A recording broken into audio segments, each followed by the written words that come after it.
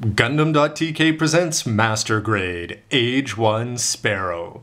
Hey, what's up again everybody? It's Robert1D4, 2 R's 2 B's from GundamReviews.net, and today I'm pretty happy because it's a lead Gundam in Master Grade form, or a variation, where in this case, after the Age 1 normal, we got the Titus, and now it's time to see how the Sparrow, the speed type, stacks up. April 2012 release, and it sells for 3,500 yen, the same as the normal and the Titus. With no 1/100th non-grade line or even high-grade 1/100th going back to the mid-90s, Age has been pretty abnormal here, but in terms of getting the Master Grades out early, instead of waiting a year for the Strike or the Freedom or things like that, from the earlier in the decade, instead we're getting them in pretty short order, combination of being easy to put together, but they also have quite a few nice features. So the Sparrow seems to be sort of the weakest of the bunch in terms of the high grade, in terms of features. We'll see how this one stacks up. Very nice clean box art overall, although I have to say that the cover is pretty weak compared to the Titus and the Age 1 normal, which I'd say is pretty sharp. Here you can see some information about the anime, and they are going to show off some lines from the designs there. Action poses, certainly this guy is designed to take out his Shiguru blade, or whatever it's going to be called. And you can see that he's going to look quite speedy with those skinny legs, and you already saw the high grade go toppling over. So hopefully this isn't going to happen. I remember when this was first shown off that it was always being propped up by a block. Not a good sign, but hopefully they've had time to get that fixed up. Speaking of the blade, it's going to be extra large there, and you're going to have that chest part, which is going to include the great cockpit. And in terms of the front view, yes, you can see the Adele in its early form here with the shoulders, skinny legs, and nice color wraps all over the place, and it's great to see the clear part there for the blade. To the other side, which is going to have another two good looking poses there, including the fingers looking out, quite interesting, pointing out that the main part of the shoulder is actually pivoted down, which is going to lead to some interesting poses. You have the clear blade looking good, and you are going to have the boosters, which are going to open up on the forearms. And even though they're usually hidden, E is going to bring a world of pain, especially when he kicks your face with his knee. I suppose knees you in the face and then unloads a whole bunch of needles. The waist section is going to be what we've already seen in the normal and the Titus, so nothing new there. But the hand parts are going to offer something a little bit unique. You can see that you're going to have the 4 fingers there in terms of these ones, and you're going to have the closed regular ones for holding the blade.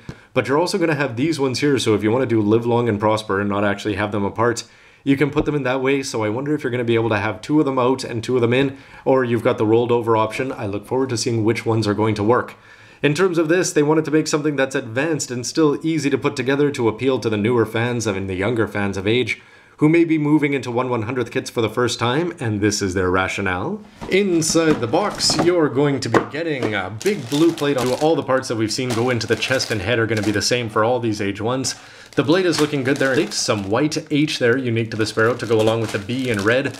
Smaller than the Titus, of course, in terms of that, how much there. And you're going to have a lot of gray for the inner frame to go along with the manual, and an ad for the Age 1 manga.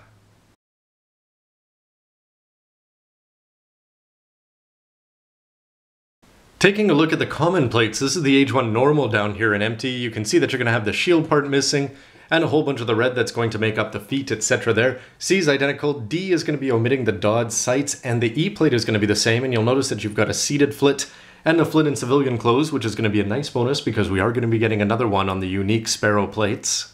The same applies to the F plate, which is going to give you all the parts for the inner frame for the common parts of the head, the chest, the waist, and the hips. Onto the new stuff though, with the G being labeled as Sparrow or Spallow there, and you can see that you're going to get the parts for the waist section. The shoulders are a little bit, this is going to be the only additional blue plate. A small H plate is going to be unique here as well, and you can see that you're going to have these little colorful parts which were missing on the advanced grade, and it's good to see them back here. They were already on the high grade, but of course they should be there on the master grade, you'd assume. But of more interest, I think, is you're going to get the handle figure of him. And the star-crossed pilot of the Farshia there. You've got Lala Tifa Yurin soon, and Flit is getting ready to put a ribbon in her hair. A pleasant surprise on the then gray, I'd say, and you can see that this is going to add some even more interesting parts to go along with the blue. The inner frame for the limbs here, including these parts, which are going to look pretty interesting, I think, once you put them into the shoulder. With the K-plate nearly wrapping things up, you're going to have the needle guns there, so you've got some very small parts and some very detailed larger parts there that are going to go into the inner frame. The hands here are listed as MP3, and this is for Gundam Age, and you can see that you're going to be getting the 4 regular fingers with what looks like a trigger finger there, although he's not really going to need that. You are going to have a movable thumb down there, which will plug, be having 2 sets of fingers there for either side, and you can have them either extended or down, so it's going to be interesting to see those plug in. It looks like they are unique. And with this being MP3, you can see that it's quite unique in terms of shape and design from what we've already got with the Age 1 normal. Onto it there. A little bit longer down there in this part, and hopefully you're not going to see any of the parts when you attach it on. And it is looking quite large in proportion to what we've seen in the high grade, I'd suppose.